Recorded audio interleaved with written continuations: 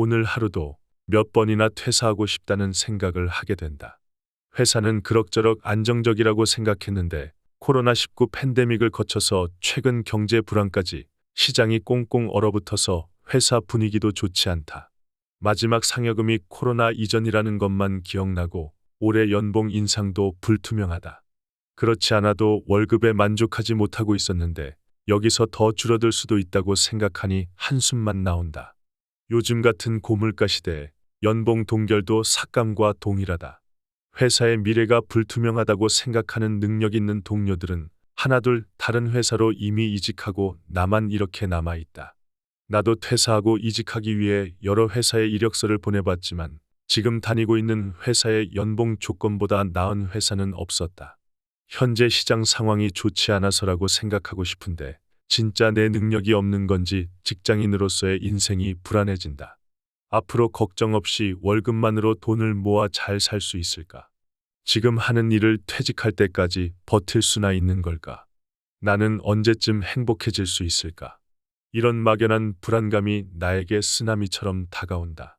아마존 재팬 베스트셀러였던 퇴사가 간절한 날에 읽는 철학 이야기에서는 자본주의 사회라는 관점에서 직장 생활에 대한 이야기와 여러 철학자들의 다양한 시각에 빗대어 설명하고 있다. 자본주의 사회에서 직장 생활을 한다는 건 어떤 의미일까? 슬프고도 냉정한 현실은 자본주의 사회에서 인간도 하나의 상품으로 평가된다. 우리가 받고 있는 연봉은 수요와 공급에 따라서 결정되는 시장 가치에 따라서 움직이게 된다. 하지만 아무리 수요가 높고 공급이 부족해도 직장인이 많은 돈을 벌기에는 한계가 있는 것도 사실이다. 마르크스에 따르면 직장인들은 월급만으로 돈을 벌어 큰 부자가 되기 어려운 구조라고 말했다. 자본주의 사회에는 생산수단을 가진 자본가인 부르주아 집단과 그 자본가 밑에서 일하는 노동자인 프롤레타리아 집단으로 나누어진다. 마르크스에 의하면 노동자는 노동력, 즉 노동하는 능력에 대한 상품을 팔아 돈을 벌 수밖에 없는 사람을 말한다고 했다.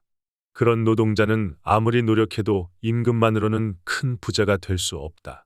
왜냐하면 자본가는 노동자를 최대한 싼 임금을 주고 일을 시키고자 하고 발생한 이익, 즉 잉여가치는 노동자에게 분배하지 않고 자본가가 갖거나 투자자 또는 주주들에게 분배되기 때문이다.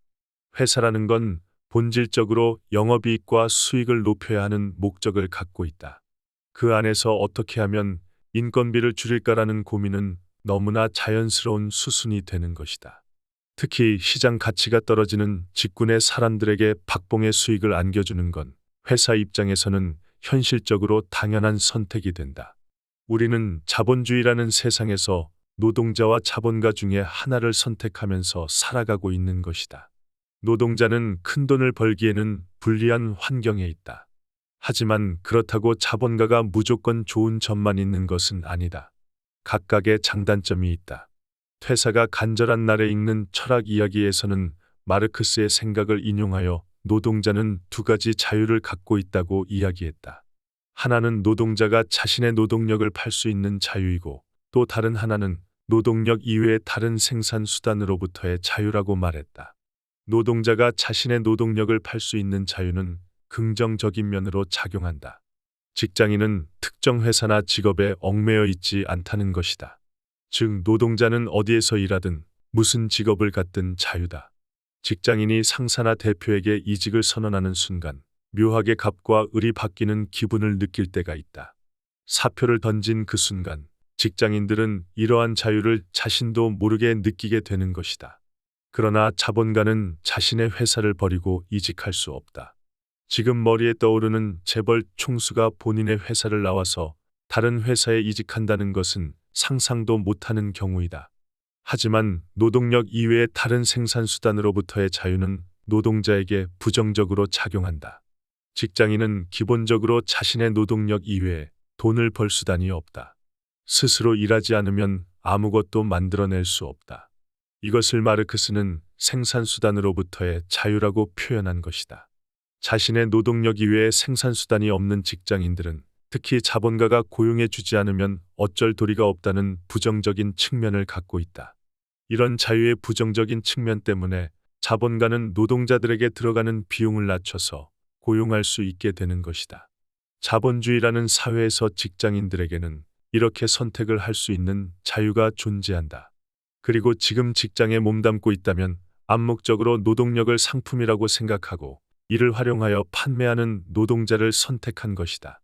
자본가를 선택하는 건 임금이 정해진 노동자보다 많은 이익으로 큰 부자가 되기 위해 선택하는 경우가 많다. 물론 자본가에게 필연적으로 따르는 불확실성도 이 선택에 포함되어 있다. 그리고 직장인도 마찬가지다. 월급만으로 큰 부자가 되기는 어렵지만 좀 더 안정적으로 소득을 올릴 수 있는 것을 선택한 것이다.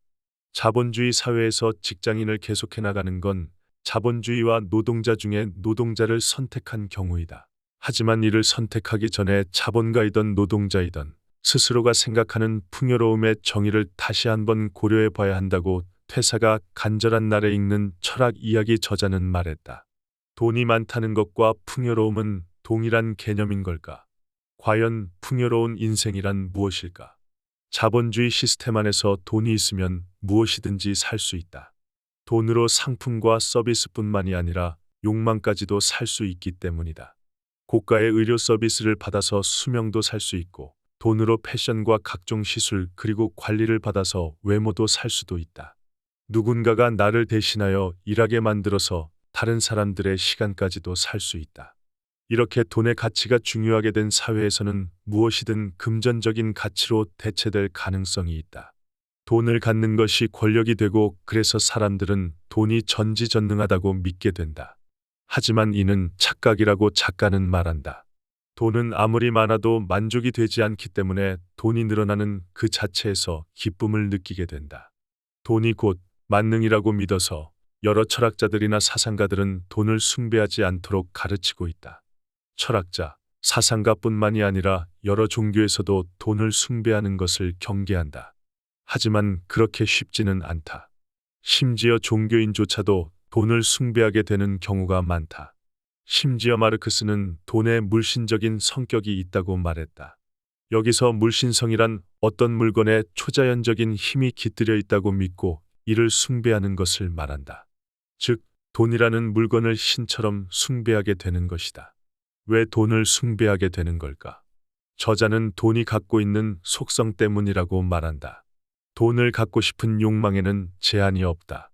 사람은 먹을 수 있는 양, 가질 수 있는 물건 수도 한계가 있는데 돈은 아무리 늘어도 충분하다는 느낌은 없다. 그래서 돈이 무섭다고 하는 것이다.